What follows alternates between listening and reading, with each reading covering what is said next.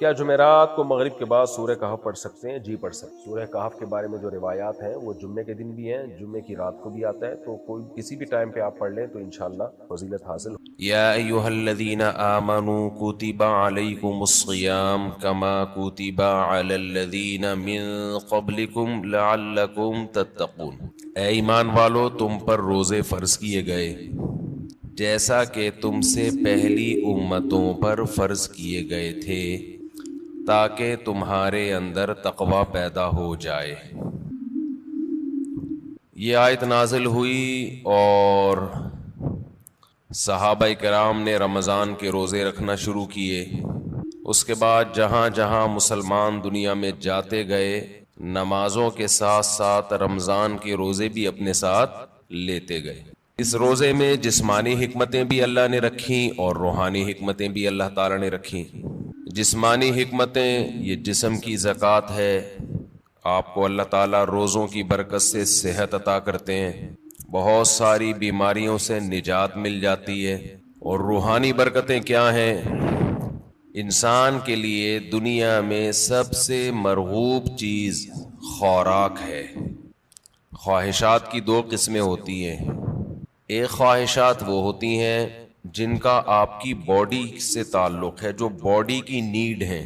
ایک خواہشات وہ ہوتی ہیں جو اوپر کی خواہشات ہیں، لگژری لائف، گاڑی بنگلہ، اچھی ڈریسنگ، دیکھنے میں اچھا نظر آؤں، عزت ہو سوسائٹی میں، دولت ہو میرے پاس۔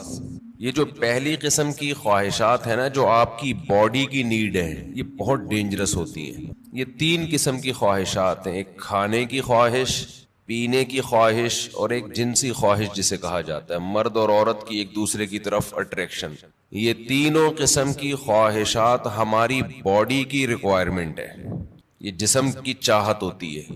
یہ خواہشات پوری نہ ہو تو ہماری باڈی متاثر ہونا شروع ہو جاتی ہے۔ اچھا، کچھ خواہشات ہوتی تو باڈی کی ہیں، وہ نیچرل نہیں ہیں۔ خواہشات تو سمجھ گئے نا کتنی قسم کی ہوتی ہیں؟ دو قسم کی نا، ایک باڈی کی ریکوائرمنٹ، باڈی کی نیڈ، اور ایک باڈی کی نیڈ نہیں ہے، یعنی جسم کا تقاضا نہیں ہے، بلکہ وہ ہماری جسم سے ہٹ کے خواہشات ہوتی ہیں۔ جیسے لگژری لائف ہے نا، ہر آدمی چاہتا ہے میری لائف کیسی ہو، لیکن ایسا نہیں ہوتا کہ لگژری لائف کی آپ کے پیٹ کو کوئی بھوک لگ رہی ہو، وہ خواہش پوری نہیں کریں گے تو باڈی کو کوئی نقصان ہو رہا ہو۔ جو باڈی کی نیڈ ہے نا، جیسے کھانا پینا، یہ تو اگر نہیں کریں گے تو باڈی مسلسل تڑپتی رہے گی، مسلسل احتجاج کرتی رہے گی، اور ان خواہشات کو پورا کرنا بھی ضروری ہے۔ نہیں کریں گے تو بالآخر باڈی آہستہ آہستہ ڈیمیج ہونے کی طرف جائے گی اور مر جائیں گے ایک دن۔ آپ کو اگر گدا نہیں ملتا سونے کے لیے، اچھا، انہی باڈی کی خواہشات میں ایک نیند بھی ہے۔ ہم چار قسم کی خواہشات شامل کر لیتے ہیں، نیند ہے، کھانا پینا، اور جس کو جنسی خواہش کہتے ہیں۔ یہ اتنی ڈینجرس ہوتی ہیں، جیسے نیند کی خواہش کو آپ دیکھ لو، اب گدے پہ سونا یہ باڈی کی نیڈ نہیں ہے، یہ کیا ہے؟ ایک لگژری لائف انسان گزارنا چاہتا ہے، اس کا تقاضا ہے کہ میرا گھر اچھا ہو، ایئر کنڈیشن روم ہو، اور ٹائلیں لگی ہوئی ہوں، اور فانوس لگے ہوئے ہوں۔ لیکن جب آپ کو نیند آئے گی تو جو گدے پہ سونے کے عادی ہیں ان کو فرش پہ نیند نہیں آئے گی۔ لیکن چونکہ نیند آپ کی باڈی کی نیڈ ہے، ایک وقت آئے گا کہ باڈی کہے گی میں نے سونا ہے، سونا ہے، سونا ہے، سونا ہے۔ آپ کہیں گے میرے پاس سونے کے لیے گدا نہیں ہے، نہیں سو سکتا، نہیں سو سکتا، نہیں سو سکتا۔ بالآخر پھڈا ہوتے ہوتے جو باڈی کی نیڈ ہے نا، وہ غالب آ جائے گی۔ لگژری جو آپ کی ایک چاہت ہے، اس پہ باڈی غالب آ جائے گی آپ کی، اور آپ کانٹوں پہ بھی سو جاؤ گے۔ جس کو نیند نہ آتی ہو نا، اس کو جاگنے دو، بول تو نہیں سوئے گا، دیکھو اس کا باپ بھی سوئے گا پھر، کیونکہ یہ خواہشات دماغ پر مسلط ہو جاتی ہیں، کیونکہ ضرورت ہے، نہیں تو مرے گا، نہیں سوئے گا تو کیا ہوگا؟ ایک ہفتہ کھائے پیے بغیر انسان زندہ رہ سکتا ہے، میڈیکل سائنس کہتی ہے، ایک ہفتہ سوئے بغیر زندہ نہیں رہ سکتا۔ اس لیے یہ اللہ مسلط کر دیتے ہیں کہ تیرا باپ بھی سوئے گا۔ تبھی آپ نے دیکھا ہوگا ڈرائیونگ کے دوران ڈرائیور سو جاتا ہے، حالانکہ اس کا سونے کا بالکل موڈ نہیں ہوتا، اور ایسا سوتا ہے کہ اپنے ساتھ سارے پیسنجر کو بھی ہمیشہ کے لیے سلا دیتا ہے۔ تو یہ چیزیں اللہ نے مسلط کی ہوئی، بھائی یہ تمہاری خواہش پہ نہیں ہے، ورنہ بڑے لوگ کہتے ہیں ہمارے پاس ٹائم نہیں ہے, اگلے مہینے ہم سوئیں گے, اس دفعہ ہمیں آفس کا بزنس کا کام ہے بہت. تو یہ جو جسمانی خواہشات ہیں نا, جسمانی خواہشات, ان سے ہاتھ کھینچنا آسان کام نہیں, کیونکہ باڈی کو ضرورت ہے, تو باڈی ہماری مسلسل ڈسٹرب ہوتی رہتی ہے. اب آپ کو جب بھوک لگ رہی ہے تو باڈی کیا کہے گی, روٹی دو, کھانا دو, کہے گی نا, خوراک چاہیے. تو کیا یہ 2-3 دفعہ کہنے کے بعد چپ ہو جائے گی کہ بھائی یہ تو کھلا نہیں رہا تو چلو اب کوئی اور کام کرو؟ نہیں ہوگی. یہ کیا کہے گی, روٹی کھانا, روٹی کھانا, چاول سموسے, کسی کو بھی دیکھے گا نا کھاتا ہوا, مسلسل یہ ٹینشن ہے, اور کسی بھی کام میں اس کا دل نہیں لگے گا جب تک کہ چند نوالے نہ کھا لے. پیاس بھی ایسی چیز ہے, جب آپ کو پانی کی خواہش ہوتی ہے تو باڈی مسلسل پانی مانگتی رہتی, آپ کا دل ہی نہیں لگے گا کسی کام میں, دل جمعی سے کام نہیں کر پاؤ گے, مسلسل پانی, باڈی کو ضرورت ہے. اور یاد رکھو جب ضرورت ہو باڈی خود بتاتی ہے, اس کے لیے ڈاکٹروں سے مشورہ نہیں لیا کرو کہ کتنے گلاس پانی پیا کرو. یہ چیزیں اللہ نے انسان کی باڈی میں انسٹال کر دی ہیں, اس میں میڈیکل سائنس کو زیادہ فری مت کرایا کرو. کھا بھی لیں پی بھی رہے ہیں, ڈاکٹر صاحب سے پوچھیں کتنے گلاس پیوں, جتنے کی چاہت ہے وہ باڈی خود بتا دے گی. ہاں اگر باڈی صحت مند ہے اور کوئی الٹے سیدھے کام نہیں کر رہے. بعض دفعہ آپ کوئی الٹا کام کر رہے ہوتے ہو جس سے پھر باڈی دھوکہ دیتی ہے, جیسے جو لوگ چائے زیادہ پی رہے ہیں, کافی, تو کیفین کیا کرتی ہے کہ پیاس کا احساس ختم کر دیتی ہے, پیاس بجھا دیتی ہے, اور باڈی سے پانی پیشاب بنا کے نکال دیتی ہے. ایک طرف پانی کی کمی ہو رہی ہے, دوسری طرف اس کمی کی کو پورا کرنے کے لیے باڈی کو جو احتجاج کرنا چاہیے باڈی وہ احتجاج نہیں کر رہی, تو پھر پانی کا پھر مشورہ ڈاکٹر صاحب سے لینا پڑے گا. کیونکہ پھر باڈی آپ کا جو جسم ہے نا وہ اس کی کھوپڑی گھوم جاتی ہے اس کو پتہ ہی نہیں چلتا کہ کب پانی کی ضرورت ہے کب پانی کی ضرورت نہیں ہے. تو نیچرل لائف جس کی ہوگی اس کی باڈی بتاتی رہے گی کتنا پانی چاہیے. جیسے کولڈ ڈرنک پینے سے پیاس بجھ جاتی ہے نا, تو پیاس تو وقتی بجھتی ہے لیکن پانی کی جتنی کمی پوری ہونی چاہیے وہ ہوتی نہیں ہے. تو یہ میں جو اصول بتاتا ہوں یہ ان لوگوں کے جو تمیز سے زندگی گزار رہے ہیں. ایسا نہیں سارا دن چائے کے کپ پھونکتے رہتے ہیں, کافی سارا دن پیتے رہتے ہیں. تو کیونکہ کافی اور چائے یہ نیچرل نہیں ہے, ہماری قدرتی غذا کا حصہ بول لو بھائی نہیں ہے. یہ تو بات کی ایجاد ہے کہ وہی کیفین باڈی میں جاتی ہے تو بلڈ کا سرکولیشن بڑھا دیتی ہے, تھوڑا ایکٹیو ہو جاتے ہو آپ. تو یہ مصنوعی ایکٹیونیس ہے, یہ کوئی سچی مچی میں جسم میں طاقت نہیں آتی ہے, سمجھتے نہیں. جیسے ایک ہوتی ہے کیفین, ایک ہوتی ہے نیکوٹین. نیکوٹین سگریٹ میں نا اور گٹکے میں, تمباکو میں, وہ ذرا اوپر کی چیز ہے, کیفین تھوڑی نیچے کی چیز ہے. تو فلسفہ دونوں کا سیم ہی ہے, وہ ذرا زیادہ ڈینجرس ہے نیکوٹین ہے, تمباکو اور سگریٹ وہ بھی وہی کام کرتی ہے. چائے ذرا کمزور چیز ہے اس لیے اس کا وہ نقصان نہیں ہے, اس کا سگریٹ کا نقصان زیادہ ہے. پھر اس میں دھوئیں شوئیں بھی ملا لیں تو اور پھر اور باڈی آپ کی سارے وٹامنس دھوئیں سے کیا ہو جاتے ہیں, پورے ہو جاتے ہیں. تو ابھی ایک بہت باریک لڑکا آیا, سگریٹ پیتا تھا نا, اتنا باریک, اس کی شادی ہونے والی ہے. میں نے کہا دھواں نکلے گا, یہ رسک نہیں لینا آپ.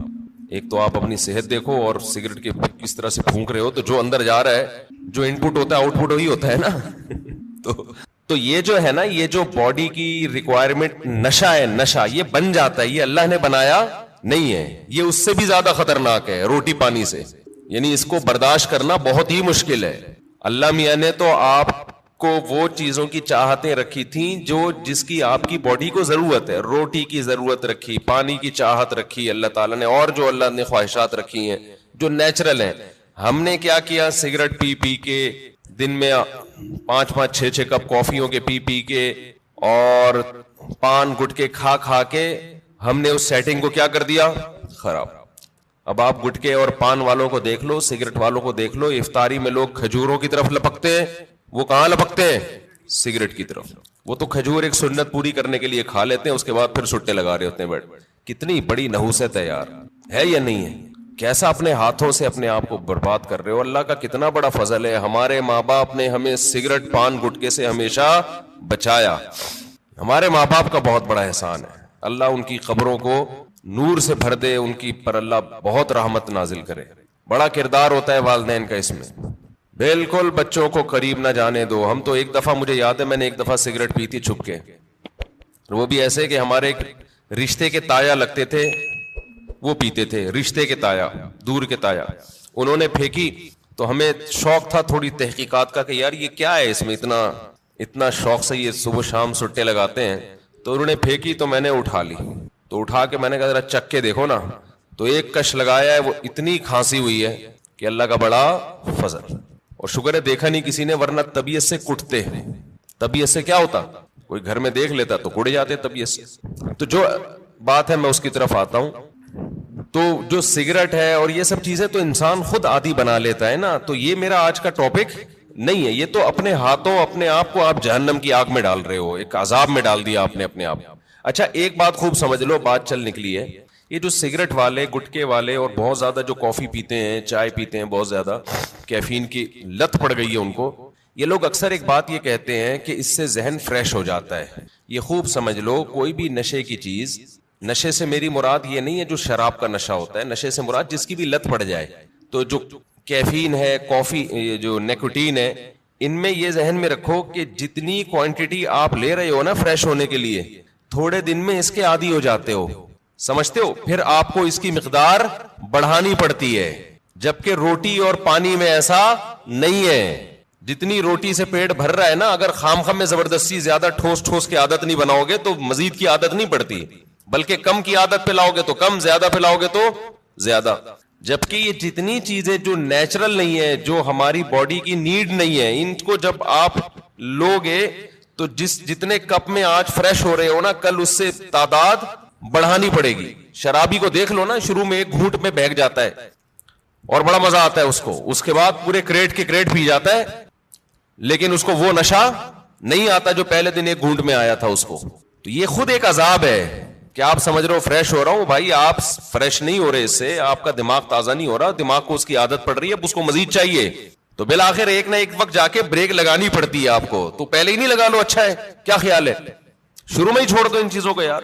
تو یہ جو ہماری باڈی کی نیڈ ہے نا, کھانا پینا اور یہ جو خواہشات ہیں, جو یہ ان کا برداشت کرنا یہ بہت مشکل ہے. اور رمضان میں اللہ انہی 3 چیزوں پہ پابندی لگا دیتے ہیں. ویسے تو 4 چیزیں ہیں نا جو بہت زیادہ انسان کو, جس کی خواہش سونا اور جنسی خواہشات اور کھانا اور پینا, تو ان میں سے 3 اللہ تعالیٰ روزے کی حالت میں کیا کر دیتے ہیں, پابندی لگا دیتے. کھانا پینا اور جنسی خواہش آپ پوری نہیں کر سکتے. سونے پر اللہ پابندی نہیں لگاتے, یہ اللہ کی رحمت ہے. اللہ چاہتے تو رمضان میں سونے پر بھی پابندی لگا دیتے, لیکن ما جعل علیکم فی الدین من حرج, قرآن کہتا ہے ہم نے دین میں تنگی نہیں رکھی. ایسا دین بنایا جو ہر دور میں ہر انسان کے لیے سوٹیبل ہو, اس کے لیے اس پر عمل کرنا ممکن. نیند کا سیٹ اپ اس میں زیادہ پریشانی ہو جاتی اور عین ممکن ہے صحت کو نقصان ہونا بھی شروع ہو جاتا. تو رمضان کا مقصد لوگوں کی صحتوں کو نقصان پہنچانا نہیں ہے, لوگوں میں خواہشات پہ کنٹرول کرنے کا جذبہ پیدا کرنا ہے. اور ویسے بھی حکمت کی بات کیا ہے کہ اللہ اگر نیند پہ پابندی لگا دیتے نا, نیند پہ, تو کیا ہوتا, لوگ مغرب کے بعد سوتے وہ فجر میں اٹھتے, کیا خیال ہے, تو نیند ڈبل کر رہے ہوتے, اس کا کوئی فائدہ نہیں تھا. یعنی نیند ایسی چیز ہے نا, جب آپ پہ مسلط ہوتی ہے تو آپ کے لیے اس کو روکنا ممکن نہیں رہتا. اب دن کے ٹائم میں نیند آتی, آپ لازماً آنکھ لگ رہی ہوتی ہے, آپ کہیں بھی بیٹھے ہوتے آنکھ لگ جاتی ہے آپ. یا پھر لوگ کیا کرتے, اتنی لمبی لمبی راتوں کو نیند لے لیتے, تو جو مقصد ہے وہ حاصل نہیں ہوتا. کھانے میں بھی ایسا ہی کرتے ہیں لوگ. بھائی انہوں نے کہا کہ بھائی صبح صادق سے لے کے مغرب تک کھانے پر پابندی ہے, تو مغرب سے کھانا شروع کرو, سحری تک نان اسٹاپ, اور کھاتے ہیں. الحمدللہ پاکستانی قوم غربت مہنگائی میں بھی دبا کے پھوڑنا پھاڑنا لگا ہوا ہے. لیکن آپ جتنی بھی اسپیڈ سے جتنا بھی کھا لیں, اس کے بعد بھی بہرحال چند گھنٹوں کے بعد آپ کا معدہ خالی ہوتا ہے. تو یہ صبح صادق سے لے کے غروب آفتاب تک اتنا ٹائم ہوتا ہے کہ نان اسٹاپ آپ ساری رات بھی پھوڑتے پھاڑتے رہیں, پھر بھی 5-6 گھنٹے بعد, سحری کے 6, 7, 8, 10 گھنٹے بعد معدہ کیا ہو جائے گا, خالی, اور وہ ٹینشن ہوگی. نہیں یاری بات سمجھ میں میرا خیال. تو اللہ میاں نے ہم سے نا یہ قربانی دلوائی ہے رمضان میں کہ تھوڑا منہ کو کیا کرو, کنٹرول. سب سے بڑا مسئلہ ہم نے علماء سے سنا ہے کہ جس آدمی کا اپنے منہ پہ کنٹرول نہیں ہے, باقی کسی خواہش پہ وہ کنٹرول نہیں کر سکتا. اور یہ بالکل درست بات ہے. دیکھو دنیا میں 2 قسم کے فلسفے ہیں, اس پر تو غیر مسلم اور مسلم سب کا اتفاق ہے کہ انسانیت کو کامیابی کی طرف لے جانا چاہیے، ہے یا نہیں؟ بھائی امریکہ بھی یہی بات کرتا ہے، انسان کو کس طرف لے کے جاؤ؟ کامیابی۔ جاپان والے بھی کہتے ہیں بھائی ایک سکسیسفل نیشن بننا چاہیے ہمیں، کامیاب بننا چاہیے ہمیں، اور اسلام بھی یہی کہتا ہے۔ لیکن غیر مسلموں کے ہاں کامیابی نام ہے خواہشات کے پورا ہونے کا۔ آپ کی تمام خواہشات پوری ہو رہی ہیں تو آپ ایک کامیاب انسان۔ سمجھتے ہو کہ نہیں سمجھتے ہو؟ اگر آپ کی ہر خواہش پوری ہو رہی ہے تو آپ کیا ہیں؟ کامیاب۔ لیکن اسلام کیا کرتا ہے؟ آپ کی جگہ جگہ خواہشات پہ پابندیاں لگا رہا ہوتا ہے، جگہ جگہ آپ کی خواہشات پہ کیا لگاتا ہے؟ پابندیاں۔ یہ نہیں کرنا، یہ نہیں کرنا، یہ لیگل ہے، یہ انلیگل ہے، بہت ساری اور بڑی خطرناک قسم کی پابندیاں بھی لگا دیتا ہے اسلام، جس کا غیر مسلم تصور ہی نہیں کر سکتے کہ ان سے بچے ہم۔ آپ اپنی مرضی سے سو سکتے ہو اسلام میں؟ عشاء سے پہلے سو سکتے ہو؟ بولو نا، یوں کر دیا کرو، تھوڑا پتہ تو چلے۔ نہیں سو سکتے۔ فجر سے پہلے اٹھنا ضروری ہے یا نہیں ہے؟ اب ایک آدمی کہہ رہا ہے یار میں سو رہا ہوں لمبا، بس 11 بجے اٹھوں گا۔ نہیں بھائی، آپ کو اسلام پابندی لگائے گا کہ آپ کو اپنی مرضی سے سونے کی اجازت نہیں، اٹھنا پڑے گا۔ سردی ہے، وضو کا دل نہیں کر رہا، یخ ٹھنڈا پانی ہے، اسلام کیا کہے گا؟ غیر مسلم کیا کہے گا؟ بھائی نہیں اٹھو، یا اٹھ گئے ہو تو ہاتھ منہ مت دھو۔ لیکن اسلام آپ پہ پابندی لگائے گا، آپ کو ہاتھ منہ دھونے پڑیں گے، چاہے ٹھنڈ لگے یا نہ لگے۔ بلکہ سردیوں میں وضو کرنے میں حدیث میں آتا ہے بہت زیادہ ثواب ہے، ایسے گناہ جھڑتے ہیں جیسے درختوں کے پتے جھڑتے ہیں سردیوں میں۔ پھر اسلام آپ پہ پابندی لگاتا ہے حلال حرام کی پابندیاں، نظر بھی اٹھا کے دیکھنے نہیں دیتا کسی انٹی کو۔ کتنی سخت پابندی ہے یہ نہیں ہے؟ گورا سوچ سکتا ہے اس پابندی؟ وہ تو نائٹ کلب میں جاتے ہیں، شراب پیتے ہیں، اور اسلام کہہ رہا ہے کہ نائٹ کلب جا کے زنا کرنا تو بہت ہی بڑا جرم ہے، لا تقربوا الزنا، قریب بھی نہیں پھٹکنا۔ کوئی انٹی جا رہی ہے اس نیت سے دیکھ لوں کہ یار کیسی ہیں، یہ بھی آپ کے لیے کیا ہے؟ Not allowed. اچھا، جو غیر مسلم لوگ ہیں ان کیا ہے کہ انسان کی ہر خواہش پوری ہو، وہ سمجھتے ہیں کہ یہ کامیابی ہے۔ حقیقت پتہ ہے کیا ہے؟ جس کی ہر خواہش پوری ہوتی ہے وہ ڈپریشن کا مریض بنتا ہے۔ یہ بات خوب اچھی طرح کھوپڑی میں بٹھا لو۔ جس کی ہر خواہش پوری ہوگی وہ کیا ہوگا؟ وہ اسٹریس اور ڈپریشن میں جائے گا۔ وجہ اس کی ہے کہ آپ کی ہر خواہش پوری ہو سکتی نہیں ہے۔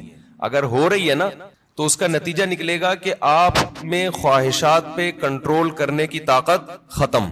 ایک اسٹیپ ایسا آتا ہے جہاں کوئی نہ کوئی خواہش آپ کو قربان کرنی پڑتی ہے۔ دنیا میں کوئی شخص، فرعون بھی ایسا نہیں گزرا کہ اس کی ہر خواہش دنیا میں پوری ہوئی ہو۔ ساری پوری ہو رہی تھی، موسیٰ علیہ السلام آ گئے، ایک دم دماغ کھٹکا نا اس کا، یہ کیا ہو گیا بھائی؟ یہ تو ہوتا ہے۔ جتنی بھی آپ کے اندر خواہشات ہیں نا، پوری کرتے رہیں، کہیں نہ کہیں آ کے قدرت کی طرف سے بیریئر کھڑے ہو جاتے ہیں آپ کی راہ میں، اور آپ خواہشات پوری کرتے کرتے یوز ٹو ہو چکے ہوتے ہو۔ آپ کو خواہشات پہ کنٹرول کرنے کی عادت نہیں رہتی، پھر آپ جاتے ہو اسٹریس میں، ڈپریشن میں، اور چیخو پکار، مار دھاڑ۔ جیسے جو بچے زیادہ لاڈ پیار میں پلتے ہیں وہ بچے شور شرابہ زیادہ مچاتے ہیں۔ جن بچوں پہ ماں باپ کا کنٹرول ہوتا ہے کہ کچھ خواہشات پوری کر دی، کچھ پوری نہیں کی، وہ بچے بھی کنٹرولڈ ہوتے ہیں۔ یقین نہ آئے تو جا کے مشاہدہ کر لو۔ میں نے بہت سے بچے ضدی دیکھے ہیں، چیزیں اٹھا کے پھینک رہے، کوئی بات نہیں مانتے۔ وجہ اس کی ہے کہ ماں باپ ان کی ہر بات مانتے ہیں۔ نہیں آ رہی سمجھ میں؟ پتہ نہیں آپ لوگ لاڈلے بچے ہیں اپنے ماں باپ کے یا لاڈلے نہیں ہیں، تو اب یہ تو اللہ ہی جانتا ہے۔ لیکن ہم نے ایسے بچے مارکیٹ میں دیکھے، ہر خواہش پوری ہو رہی ہے، بچہ چڑچڑا ہو گیا۔ اچھا، جس بچے کے ساتھ اس کا کوئی بہن بھائی نہ ہو وہ بھی چڑچڑے ہو جاتے ہیں۔ اس کی وجہ یہ کہ بہت زیادہ لاڈ پیار اس اکلوتے کو مل جاتا ہے۔ کیا ہوتا ہے؟ اکلوتے۔ دوسرا مارکیٹ میں قریب العمر ہوتے نہیں ہیں، 2-4، تو ماں باپ کی ساری لاڈ کا اور پیار کا مرکز یہ اکلوتا، اس کی ہر خواہش پوری۔ آپ میں سے کوئی اکلوتا ہو تو پیش کی معذرت۔ نتیجہ کیا نکلتا ہے؟ اس کی طبیعت میں چڑچڑاپن پیدا ہونا شروع، مار دھاڑ۔ وہ سوسائٹی میں بسا اوقات ایک کامیاب انسان بن کے سروائیو نہیں کر پاتا۔ اچھا، ہمارے ایک ریلیٹیو کے یہاں نا ایک بچہ ہوا، پھر ان کے یہاں فوراً دوسرا ہو گیا اگلے سال۔ رپورٹ دیکھیں، رپورٹ ہوا یہ ہے کہ جب فوراً دوسرا آ گیا 1-2 سال کے بعد مارکیٹ میں، تو جو پہلا والا تھا نا، اب اس کو تھوڑی سی جیلسی بچوں میں ہوتی ہے کہ دوسرے کو پیار کرو تو اس کو غصہ آ رہا ہے کہ اس کو کیوں پیار کر رہے ہو۔ بچے کرتے ہیں ایسے، آپ نے دیکھا ہوگا۔ تو لوگ کہہ رہے ہیں کہ یار یہ جو ان کے ریلیٹیو ہے نا, کہنے لگے کہ یہ غلط ہوا, پہلے والے کے ساتھ ظلم ہوا ہے. ابھی اس کی عمر تھی, اس کو محبتیں ملتی, توجہ کا مرکز بنتا, مارکیٹ میں دوسرا آ گیا, جو محبت پوری اس کو ملنی چاہیے تھی وہ ڈیوائیڈ ہو کے آدھی کہاں جا رہی ہے, تو یہ پہلے والے کے ساتھ ظلم ہے. سمجھتے ہو بات کو؟ تو بھائی یہ پہلے والے کے ساتھ ظلم نہیں ہے, اس کی ٹریننگ کا حصہ ہے کہ تو دنیا میں اکیلا باپ نہیں ہے, تمہارے بہن بھائی بھی ہوں گے. ابھی سے اس کے اندر برداشت پیدا ہو رہی ہے. حقیقت ہے, اس کے دل میں ایک جذبات ہوتے ہیں حسد کے. بچوں میں ہوتا ہے, بہت زیادہ جیلسی ہوتی ہے بچوں میں. ایک کو کچھ دو نا تو دوسرے کو ضرورت نہیں بھی ہو, صرف اس کو تپانے کے لیے مانگتا ہے کہ مجھے کیوں نہیں دیا. تو یہ جو برداشت اس میں پیدا ہوگی نا, جب ماں باپ دوسرے کو پیار کر رہے ہیں اور اس کو غصہ آ رہا ہے, یہی غصہ قدرت چاہتی ہے کہ آئے تاکہ اس میں کنٹرول پیدا ہو. یہ نہیں ہوتا نا تو یہ بڑے ہو کر عذاب بنتا ہے. پھر بڑے ہو کر پھر کیا ہوتا ہے, یہ کیوں آ گیا دنیا میں, میرے باپ کی وراثت جو مجھے ملنی تھی اس کو کیوں مل رہی ہے, یہ اس میں شریک کیوں ہو رہا ہے. پھر یہ یہاں تک جاتا ہے معاملہ. شروع میں یہ مسئلہ کیا کر دو, ختم کر دو کہ بیٹا اس گھر میں اور بھی ہے, اور ممکن ہے مفتی صاحب کے بھی بیانات سننا شروع کیے تو اسپیڈ اور بھی بڑھ سکتی ہے ہماری, عین ممکن ہے, اگلے سال نیا ماڈل بھی آ سکتا ہے. تو اب یہ جلتے ہی رہو بیٹھ کے, یار اسی کو قبول کرو. اور پھر ایک اہم بات یہ کہ بچہ ماں باپ کی توجہ کے لیے بہن بھائی کو وقتی طور پہ برداشت نہیں کرتا, لیکن اللہ نے ایک ایسا بچے میں ایک سافٹ ویئر ڈالا ہوا ہے کہ وہ اپنے بہن بھائیوں سے محبت بھی ٹوٹ کے کرتا ہے. یہ تو آپ اس کو دے رہے ہو نا, ماں باپ اس نئے ماڈل کو جب پیار کرتے ہیں, محبت دیتے ہیں, تو پرانے ماڈل کو تکلیف ہوتی ہے. یہ ہے اس کی جیلسی. لیکن آپ ذرا کوئی تھرڈ پرسن اس نئے ماڈل کو ہاتھ اٹھا کے دیکھے, پرانا ماڈل آڑ بن کے کھڑا ہو جائے گا کہ میرا بھائی ہے, میری بہن ہے, تو کون ہوتا ہے ہاتھ اٹھانے والا. تو یہ جو محبت اور قربانی کا جذبہ ہے, یہ بھی نئے اور پرانے میں جب کم وقفہ ہوگا اور نیا ماڈل جلدی آئے گا, تو پرانے ماڈل میں اپنے بہن یا بھائی کے لیے لڑنے کا جذبہ یہ بھی جبھی پیدا ہوگا. نہیں آ رہی بات؟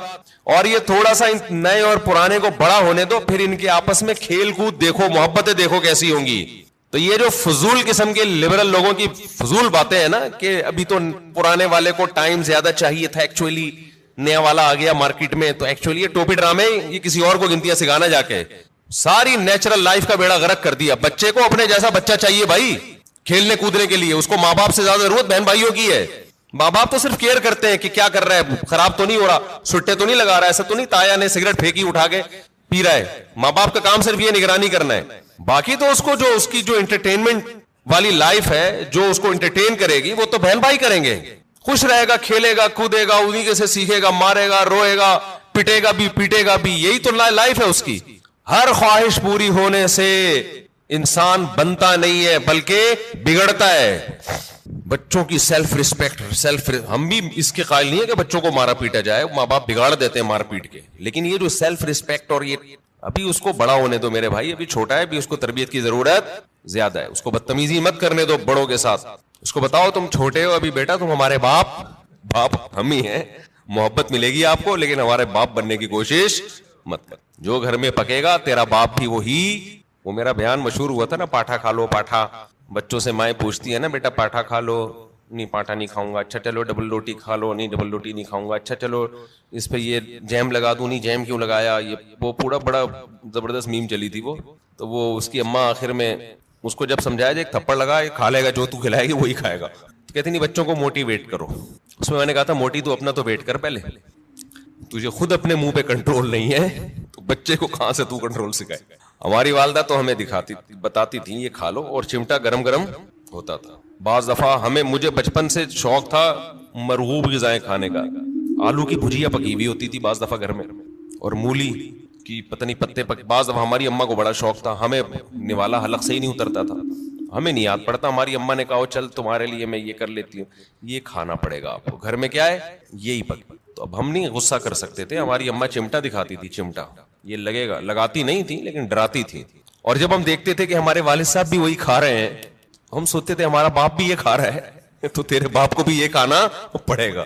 اور یہ ذہن میں رکھو, یہ جو خواتین پریشان ہوتی ہیں ایکچولی بچے کی غذائی ضرورت پوری نہیں ہو رہی, بچہ ایکچولی وہ جو آلو کی بھجیا پکی ہے وہ کھا نہیں رہا, تو ایکچولی اس سے منرلز کی کمی, بچے میں کوئی کمی نہیں ہوتی. اتنا زیادہ ضروری نہیں ہے کھانا پینا جتنا بنا لیا لوگوں نے. بڑھے گا وہ, اس کا باپ بھی بڑھے گا. یہ جو قد بڑھتا ہے نا, ڈاکٹروں سے ہم نے پوچھا ہے, کہتے ہیں بھائی یہ جس کا بڑھنا ہے نا اس کو کم کھلاؤ گے تو بھی جائے گا وہ اوپر. جس کا نہیں بڑھنا نا, جس کے باپ دادا ہی سارے چھوٹے چھوٹے سے ہوں تو جینز میں ہی اس کے قد نہیں ہے, تو اس کو آپ کتنے بھی پراٹھے کھلا دو, مرغیاں کھلا دو, دودھ پلا دو, وہ اس کا باپ نہیں بڑھا تو یہ کہاں سے بڑھے گا؟ سمجھتے ہو, اکثر بتاتا ہوں نا, ایک آدمی نے ایک چھوٹے سے قد کی خاتون سے شادی کر لی تو بچے بڑے ہی نہیں ہو رہے تھے, تو وہ خاتون کھلا رہی ہے بچوں کو, بیٹا کھا لو بڑے ہو جاؤ گے. کہتا ہے یہ بڑے نہیں ہوں گے, یہ اور چھوٹے ہوں گے, ان کے ساتھ کے پودے لایا تھا وہ بڑے ہو گئے ہیں, یہ اتنے کے اتنے ہی ہیں. تو یہ نا بچوں کے کھانے پینے کو زیادہ سروں پہ مسلط مت کیا کرو, کچھ نہیں ہوتا, اچھا کھلاؤ بھلے تھوڑا کھائیں, آج تھوڑا کھائیں گے بھوکے رہیں گے, اگلے ٹائم پہ خود ہی چھین چھین کے کھائے گا پھر وہ. تو یہ بازاری چیزیں نہیں کھانے دو بس بچوں کو, جتنی بازاری چیزیں ہیں نا, میں نے تو تجربے کیے ہیں بچوں کے اوپر, اپنے بچوں پہ, جب بازاری چیز کھلائی بیمار ہوئے اور بچا کے رکھا فٹ فاٹ. اچھا میرا ایک بیان تھا, اس کی میں وضاحت کر دوں. میرا ایک بیان تھا, اس میں نے یہ بتایا کہ میں نے اپنے 2 بچوں پہ 6 مہینے تجربہ کیا ہے. 6 مہینے تک میں نے ان کو بازار کی کوئی چیز نہیں کھانے دی, گھر میں دیسی گھی پہ روٹی لگا, چینی دیسی گھی اور روٹی کھلاتا تھا, اور دودھ اور انڈا. 6 مہینے انہوں نے گزارے, میرا خیال ہے 3 یا 4 سال کی ایج تھی ان کی, ایک کی 4 سال ہوگی, ایک کی 3 سال ہوگی, ایک کی 4.5 سال ہوگی, اس طرح سے. پوری سردیاں آ کے گزری ہیں, ایک چھینک بھی نہیں آئی, ورنہ سردیاں آتے ہی بچے بیمار ہونا شروع ہو جاتے ہیں نا. صرف کیا کھلایا ہے؟ دودھ, دیسی گھی, روٹی, چینی اور ہاف بوائل انڈا. بہترین تھے. اچھا جیسے ہی 6 مہینے گزرے ہیں, یعنی سردیاں آ کے بھی گزر گئی ہیں, ایک دن ہلکی سی کھانسی ہلکی سی ہوئی ہے تو یہ بنفشہ شہتوت گرم پانی میں ڈال کے 1 چمچ پلا دیا ان کو, وہ اس کے بعد وہ بھی نہیں ہوئی رات کو سونے سے پہلے نا. بہترین 6 مہینے گزارے انہوں نے, کوئی بیماری نہیں, کوئی چھینک نہیں, کچھ بھی نہیں. 6 مہینے کے بعد کیا ہوا ہے کہ کوئی ریلیٹو آئے, انہوں نے بسکٹ کھلا دیے اور اسی کے بعد طبیعت خراب ہو گئی. پہلے تو پیٹ خراب ہوا, پھر کسی نے کولڈ ڈرنک پلا دی, پھر یہ ہوا, پھر وہ وغیرہ وغیرہ وغیرہ. مجھے اندازہ ہو گیا کہ یہ جو بچوں کی صحت کا مسئلہ ہے نا, گھر کی چیزیں کھلاؤ گے تو ایک دم بہترین صحت رہے گی. اچھا اس پہ میرے کچھ لوگوں نے اعتراض کیا کہ لو بھائی مفتی صاحب چینی کھلا رہے ہیں بچے کو, چینی کون سی کوئی نیچرل ہے؟ نہیں یاری بات سمجھ میں, یعنی ہم چینی کھلائیں, چینی تو خود نقصان دہ ہے. تو یاد رکھیں میں نے کبھی نہیں کہا کہ چینی بہت فائدے مند چیز ہے, میرا مقصد یہ ہے کہ ایک نقصان دہ چیز ہم نے کھلائی پھر بھی نقصان نہیں ہوا, باقی نقصان دہ چیزوں سے بچا لیا.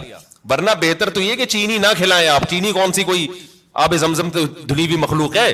نہیں آ رہی سب ان کی سمجھ میں بات نہیں آ رہی ہے بھائی. چینی جو ہے نا, چینی وہ خود بھی کوئی اچھی چیز نہیں ہے, لیکن ایک غلط چیز بھی کھلا دی, 20 غلط چیزوں سے بچا لیا, تو بھی اس کی اتنی برکتیں نظر آئی ہیں.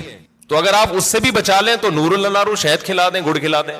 سمجھتا ہے کہ نہیں سمجھتے ہو؟ تو بچوں کی لیکن کنٹرول کرنا پڑتا ہے, بچے کو بڑا اور زیادہ عرصہ نہیں, تھوڑے دن تک کنٹرول کرو گے تو پھر وہ عادی ہو جائے گا. تو میں یہ عرض کر رہا تھا کہ دنیا میں 2 نظریات ہیں, ایک یہ کہ انسان کی ہر خواہش پوری کی جائے تو اس سے وہ کامیاب ہوتا ہے, لیکن اسلام کیا کرتا ہے, جگہ جگہ خواہشات میں رکاوٹیں ڈالتا ہے. تو خوب سمجھ لیں, جس کی ہر خواہش پوری ہوتی ہے وہ کامیاب نہیں ہوتا, بلکہ وہ اسٹریس اور ڈپریشن کی طرف جاتا ہے. بالکل اس کی مثال ایسے ہے جیسے آپ جسم پہ جب ویٹ اٹھاتے ہو, جسم میں اپنی خواہش کے خلاف حرکت کرتے ہو تو جسم بیمار ہونے کے بجائے صحت مند ہوتا ہے. اور آپ جسم کی اپنی خواہشات پر عمل کرنا شروع کر دو, جسم چاہتا ہے بیٹھا رہوں نہ اٹھوں, آپ بیٹھے رہو نہ اٹھو. جسم چاہتا ہے دوڑوں نہیں, صرف چلوں, آپ نہ دوڑو چلو. پھر جسم چاہتا ہے چلو بھی نہیں, بیٹھے ہی رہو, سوتے ہی رہو. تو اس سے جسم کو کیا طاقت اور انرجی جمع ہو کے خوشحال زندگی ملے گی, یا جسم کا بیڑا غرق ہو جائے گا؟ تو ایسے ہی یاد رکھو, انسان کی روح اس وقت خوش ہوتی ہے جب روح پہ بوجھ ڈالا جائے, روح باڈی بلڈنگ کرے, روح جاگنگ کرے, روح ویٹ اٹھائے. اور یہ ٹینشنوں کے ویٹ ہے جو روح اٹھاتی ہے. اگر یہ روح کی آپ ہر خواہش پوری کرنا شروع کر دیں گے تو جیسے باڈی کی ہر خواہش پوری کرنے سے باڈی کا بیڑا غرق, تو اسی طرح روح کی ہر خواہش پوری کرنے سے روح کا بیڑا غرق ہو جاتا ہے. سمجھ میں نہیں آ رہی میرا خیال ہے بات؟ تو اپنی خواہشات کے خلاف چلنا سیکھیں. ہاں ہر خواہش کی مخالفت نہیں. جیسے آپ نے باڈی, جب جو لوگ جم جاتے ہیں ویٹ اٹھانے کا دل کرتا ہے کیا؟ نہیں کرتا نا, بس جسم پہ بوجھ ڈال کے اٹھا رہتے, تبھی یوں کی آوازیں بھی آ رہی ہوتی ہیں. اگر مزہ آ رہا ہوتا تو ویٹ اٹھاتے واہ واہ واہ ہنسی آ رہی ہوتی, ایسا تھوڑی ہے. تو اسی طرح یاد رکھیں, ہاں ویٹ حد سے زیادہ اٹھائے گا تو باڈی خراب ہو جائے گی. اسی طرح روح پہ جب بوجھ حد سے زیادہ پڑ جاتا ہے تو پھر روح خراب ہونا شروع ہوتی ہے. لیکن یہ اللہ کی رحمت ہے کہ اس نے ہماری روح پہ حد سے زیادہ بوجھ ڈالا ہی نہیں ہے. اگر اللہ کہہ دیتا 24 گھنٹے کے روزے رکھو پورے رمضان اور سحری میں صرف 10 منٹ کھانے کی اجازت ہے, 23 گھنٹے 50 منٹ بھوکے رہنا ہے, 10 منٹ کیا کرنا ہے, کھانا کھانا ہے, تو شاید یہ ہماری طاقت سے زیادہ بوجھ ہم پہ ڈال دیا جاتا. مرتے پھر بھی نہیں, اتنی جلدی مرتا نہیں ہے آدمی بھوک سے, یاد رکھو. لیکن یہ ممکن ہے کہ ہم پہ ہوتا نہیں ہم سے. ما جعل علیکم فی الدین من حرج, اللہ کہتے ہیں اعتدال سے بوجھ ڈالا ہے. اللہ کہہ دیتا 50 نمازیں پڑھو تو پڑھنی پڑتی کہ نہیں پڑھنی پڑتی؟ کتنی ٹینشن والا کام ہو جاتا بھائی, کتنی ٹینشن والا کام. اللہ میاں نے 5 رکھی اور وہ بھی دن کے 2 کناروں پر رکھ دی 2 نمازیں, اور صرف عصر اور مغرب ایسی ہیں جو جلدی جلدی آتی ہیں, ورنہ بڑا فاصلہ ہے ان 2 نمازوں کے درمیان. اللہ میاں نے حکم دیا نظر کی حفاظت کرو, لیکن ساتھ میں نکاح کی ترغیب بھی دے دی, تو آسان کر دیا نا. اگر یہ ہوتا کہ عیسائیوں میں پادریوں کی طرح پادریوں کو حکم تھا کہ شادی نہ کرو, جیسے انہوں نے خود بنایا ہوا تھا, ان کے مذہب کا نہیں تھا, لیکن دوسری طرف زنا پر بھی پابندی, تو ڈپریشن میں جاتے کہ نہیں جاتے. اللہ میاں نے کہا بھائی نظر کی حفاظت کرو, اور یہ بھی ہمارے فائدے کے لیے. اگر اللہ حکم دیتے نظر کی حفاظت نہ کرو لیکن صرف زنا سے بچو, تو زنا سے بچنا بہت مشکل ہو جاتا, کیونکہ جو برائیوں میں پڑتے ہیں نظر کی حفاظت نہیں کرتے ان کے لیے زنا آسان ہو جاتا ہے, اور جو نظر کی حفاظت کرتے ہیں ان کے لیے زنا مشکل ہوتا ہے. تو یہ بھی ہمارے فائدے کے لیے حکم دیا کہ بھئی ایسا کام ہی مت کرو کہ اس کی طرف تمہاری برائی کی طرف توجہ جائے تمہاری. اللہ میاں نے حکم دے دیا ماں باپ کی اطاعت کرو, فرما برداری کرو, لیکن اس کی بھی ایک لمٹ رکھ دی, ایک حد رکھ دی. یعنی کوئی ایسا حکم نہیں ہے جو ایسا بوجھ ہم پہ ڈالا جا رہا ہو جو ہمارے بس میں ہو ہی نہیں. سود کو حرام قرار دے دیا لیکن مزاربت اور شرکت کو جائز قرار دے دیا. آپ کسی کو لون دے کے متعین نفع لیتے ہو کہ 1 لاکھ پہ 2000 روپے 5000 حرام ہے, لیکن ایسا نہیں کہ پابندی لگا دی. اللہ نے کہا یہی 1 لاکھ روپے دو, جو پروفٹ ہوگا اس میں شرکت کر لو. سمجھ میں آ رہی ہے بات؟ جو پروفٹ ہوگا اس میں کیا کر لو بھائی, تجھے جتنا پروفٹ ہوگا اس میں اتنے فیصد میرا. اب وہ گھننا بن کے پروفٹ بتانا پڑے گا اس کو. اور جو سرمایہ دار لوگ ہیں نا وہ پروفٹ بتانا نہیں چاہتے, وہ کہتے ہیں ہم آپ کے 1 کروڑ سے جتنا بھی اٹھائیں آپ کو اتنا ملے گا بس. اسلام کہتا ہے نہیں بھائی پیسہ اس کا لگ رہا ہے تو اس کو بتاؤ تو صحیح کتنا کما رہا ہے تو. ابے 1% بھی دو گے نا آپ. دیکھو آپ نے زید کو 1 کروڑ روپے دیے, زید کو کہا تو 1 کروڑ سے جتنا بھی کمائے گا نا بے شک مجھے 1% دے دے, لیکن پرسنٹیج ہونی چاہیے 1%. اس کا فائدہ کیا ہوگا؟ وہ 1 کروڑ پہ آپ کو 1 لاکھ دے گا نا, آپ کو فوراً پتہ چل جائے گا وہ کم بخت 99 لاکھ کما رہا ہے. سمجھ میں آ رہی ہے بات؟ سود خور یہ وہ اپنا پروفٹ بتانا نہیں چاہتا. 1% بھی دے گا نا آپ کو یہ تو پتہ چل جائے گا نا جب 1% 1 لاکھ ہے تو اس کا مطلب باقی 99 کتنا ہے؟ وہ 99 لاکھ ہے. اس کا مطلب یہ گنا میرے 1 کروڑ سے 99 لاکھ کما رہا ہے اور مجھے کتنا دے رہا ہے؟ 1 لاکھ. لیکن اگر سودی نظام ہوگا, آپ نے زید کو 1 کروڑ روپے دیے, آپ نے کہا مجھے ہر مہینے 1 لاکھ دے دینا, تو کتنا کما رہا ہے مجھے اس سے غرض نہیں ہے, وہ 1 لاکھ روپے لا کے دے گا, آپ گلے ملیں گے, شکریہ ادا کریں گے کتنا نیک آدمی مجھے 1 لاکھ روپے دے رہا ہے, اور وہ بھی روتے ہوئے دے گا یار کاروبار کا تو بیڑا ہی غرق ہو گیا, لیکن میں تجھ سے وعدہ کیا 1 لاکھ لے لے. آپ کا دل چاہے گا اس غریب کو 2 کروڑ اور دے دوں میں, الو بناتا رہے گا آپ کو, بے وقوف بناتا رہے گا. لیکن اگر پرسنٹیج کے حساب سے ہوگا تو آپ نے جب زید کو 1 کروڑ دیے, آپ لوگ کو سمجھ میں ہی نہیں آ رہا تو بزنس کہاں سے کرو گے جو تمہاری سمجھ میں اتنی باتیں نہیں آ رہی. مجھے لگ رہا ہے آپ کے چہروں سے کہ جو میں کہہ رہا ہوں اوپر سے گزر رہا ہے آپ کے. زید کو آپ نے 1 کروڑ روپے دیے, آپ نے کہا مجھے جتنا پروفٹ ہوگا اس میں 1% چاہیے, وہ 1 لاکھ روپے لے کر آیا, تو آپ سمجھ جاؤ گے یہ کم بخت کتنے کما رہا ہے؟ 99 لاکھ. اب اس کو رونے کی اجازت, وہ رونے کا بہانہ نہیں کرے گا, اور آپ کو اس سے مانگو گے بھی کہ جو جتنا پروفٹ ہوا ہے مجھے دکھاؤ تاکہ پتا چلے کہ یہ واقعی 1% بنتا ہے کہ نہیں بنتا ہے.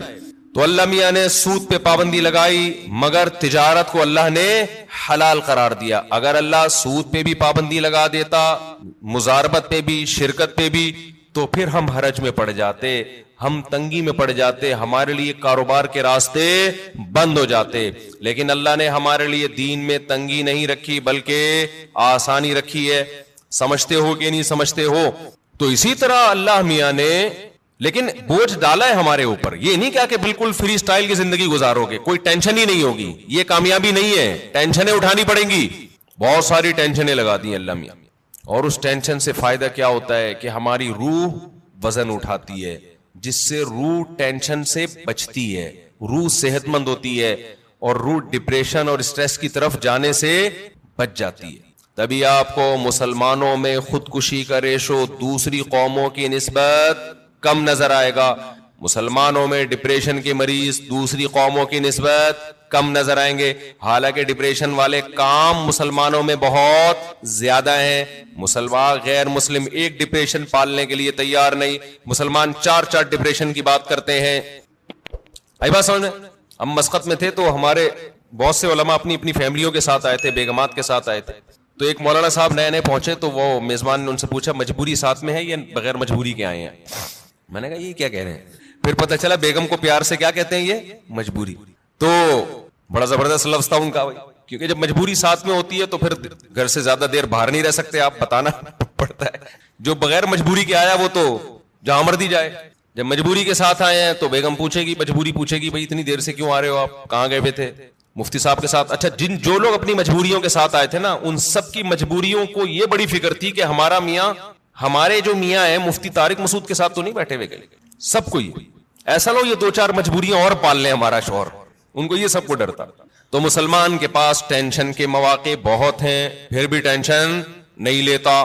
یہ غربت اور مہنگائی آپ تھوڑی دیر کے لیے انگریزوں کو دے دو تو خودکشی کے لیے میرے بھائی رجسٹریشن فارم کیا ہو جائیں گے، ختم ہو جائیں گے. ہمارے والے حکمران 1 ہفتے کے لیے ان کو ادھار دے دو، آپ سچی مچی کے تو نہیں لیں گے، صرف ادھار دے دو آپ ان کو کہ 1 ہفتے بعد واپس لے لیں گے. 1 ہفتے میں ایسا بیڑا غرق ہو جائے گا، کوئی کھمبا ان کا بجلی کا باقی نہیں بچا ہوگا. ان کے تو کھمبے ہوتے نہیں، انڈر گراؤنڈ ہی ہوتا ہے سب کچھ. یہ ہم ہیں، ٹھیک ہے نا. ڈالر کہاں سے کہاں پہنچ گیا، میں تو کبھی سوچتا ہوں تو تھوڑا ڈپریشن شروع ہو جاتی ہے، پھر میں سوچتا ہی نہیں کہ مریں گے تو ویسے ہی سب کیا ہو جائے گا، ختم. ہمارے تو اصل آخرت ہے نا. جو دیکھو دال پانی اللہ نے جو موٹی موٹی ضرورتیں وہ تو اللہ ویسے ہی پورے. اور پاکستان کا تو حال ایسا ہے کہ بچپن سے سنتے آ رہے ہیں کہ بینک کرپٹ ہونے جا رہا ہے. پاکستان کا ایسا اللہ کے ساتھ اللہ کا معاملہ ہے، بچپن سے مہنگائی بڑھ رہی ہے. مجھے یاد ہے وہ دور میں بہت چھوٹا تھا، روٹی 4 آنے کی ملتی تھی، 1 روپے کی 4 روٹیاں. جب 8 آنے کی ہوئی تو سب چیخ اٹھے کہ روٹی ڈبل ہو گئی بھائی. 1 روپے کی 4 روٹیوں کے بجائے اب 1 روپے کی کتنی ملیں گی؟ 2 روٹیاں. لوگ چیخ اٹھے تھے مہنگائی بڑھ رہی ہے. پھوڑنا اسی حساب سے لگا ہوا تھا اسی. پھر روٹی 1 روپے کی ہوئی، پھر 5 روپے کی ہوئی، پھر 10 روپے کی ہوئی، اب پتہ نہیں کتنے کی چل رہی. 35 استغفر اللہ. میرے یہاں مہمان آتے ہیں نا تو چائے منگواتا ہوں میں ہوٹل سے. اب ہمارے دماغ میں وہ چند سال پہلے کی چائے تھی، پتہ نہیں 10 روپے کا کپ تھا، 15 روپے کا کپ تھا. میری کھوپڑی میں وہی گھوم رہی ہے. مجھے کیا پتا اتنی اسپیڈ سے حساب خراب ہو گیا. مہمان آ رہے ہیں، آوے لے آ یار 4 چائے لے آ، 5 چائے لے آ. اچھا وہ گارڈ جو ہے نا، وہ جو خادم بل بنا کے دیتا ہے، مجھے لگتا تھا یار یہ کچھ زیادہ ہی، پتہ نہیں خود تو نہیں اس نے اپنے کئی مہمانوں کے الگ سے کھانچے کھولے ہوئے اس نے. ایک دن میں نے کہا یار اتنا تو مہمان میرے نہیں آئے جتنے تم بل بنا رہے ہو. اس نے کہا استاد جی 60 روپے کا کپ ہے چائے کا، 60 روپے. ابے میں نے کہا اتنے کا تو کپ نہیں آتا جس میں چائے ڈالی جا رہی ہے. تو مجھے تو خیال ہوا میں نوٹس لگا دوں کہ مہمان لوگ اپنی چائے اپنے ساتھ لے کے آئیں گے. یہ کوئی مذاق تھوڑی ہے یار، ملنے بھی ہم سے آؤ، چائے بھی کون پلائے، کام بھی تمہارا ہو، چائے ہم پلائیں. خیر اتنا بھی ایسا نہیں ہے، انشاءاللہ پلا دیں گے. لیکن یہ کہ یہ ہے تو فکر کی بات نا. لیکن نہ چائے والوں کی چائے رک رہی ہے، نہ نلی نہاری کی سیل میں کمی آ رہی ہے، نہ برگر بکنے میں کمی، نہ KFC والوں کے ہاں رش میں کمی. میں تو لوگوں پہ حیران ہوتا ہوں، لوگ بات کر رہے ہوتے ہیں نا میرے سامنے، دوست احباب بھی، یار مفتی صاحب مہنگائی نے کمر، ایسے کھجا رہے ہوتے ہیں، مہنگائی نے کمر توڑ دی یار، اتنا مہنگا ہو گیا کھانا، اب تو روٹی خریدنے کی طاقت ختم ہو گئی. پھر تھوڑی دیر چلے یار نہاری کھانے چلتے ہیں ذرا، چلے مجھ صاحب نلی نہاری کا پروگرام ہو جائے. یہ ہر ایک کا حال ہے. ایسا لگتا ہے کہ اتنی کرپشن اور اتنی مہنگائی کے باوجود برکت کہاں ہے؟ وہ بھی اللہ نے ہمیں ہی دی ہے. لوگوں کے چہرے کھلے ہوئے ہیں ماشاءاللہ، پیٹ بھرے ہوئے ہیں. ہوٹل کے باہر جاؤ ایسا لگتا ہے فری میں بانٹ رہا ہے، پاؤں رکھنے کی جگہ نہیں ہے. مہنگے سے مہنگے ہوٹل جاؤ وہاں بھی یہی حال ہے. میں نہیں کہہ رہا کہ جو غریب ہیں وہ ختم ہو گئے، نہ نہ، جو بیچارے سفید پوش غریب ہیں ان کے گھروں کے حالات بہت خطرناک ہیں. لیکن اللہ کا شکر ہے ان حالات میں بھی بہت سو کو اللہ بہت اچھا کھلا رہا ہے. تو بھائی مسافر خانہ ہے نا یار، اور کیا کرنا ہے، کھا پی لو، سونے کی جگہ مل گئی، مہنگائی گئی تیل لینے، ٹھیک ہے نا. ہماری زندگی کا جتنا کوٹا ہے ہمارے مرنے سے پہلے انشاءاللہ ہم پورا کر کے جائیں گے. اگلی نسل کا بیڑا غرق ہوگا, وہ اگلی نسل جانے, وہ ہمیں کیوں بھائی, اللہ اس کو بھی کھلا دے گا, پھر اگلی نسل کا کام ہے کہ وہ ووٹ اچھے لوگوں کو دے. ہم تو اس نسل کو بھگت رہے ہیں. ہم نے اتنے بڑے بڑے جرم کیے, ایسے ایسے حکمرانوں کو اپنے اوپر مسلط کیا, پھر بھی اللہ ہمیں کھلا رہا ہے. شاید اگلی نسل یہ جرم نہ کرے تو ان کو تو اور اچھا کھلائے گا اللہ تعالیٰ. یعنی ایسا لگ رہا ہے اللہ ہمارے گناہوں کو بھی اتنی سزا نہیں دے رہا جتنی بنتی ہے, ورنہ جو ہم لوگ کی حرکتیں ہیں نا اس کے حساب سے سزا بہت زیادہ بنتی ہے ہماری. کہ اسلام کی برکت ہے, اللہ کا نام لیتے ہیں اس کی برکت ہے, کہ پھر بھی اتنی ٹینشنوں میں بھی ٹینشن میں نہیں جا رہے, اتنی مجبوریاں اس کے بعد بھی ٹینشن میں نہیں جا رہے.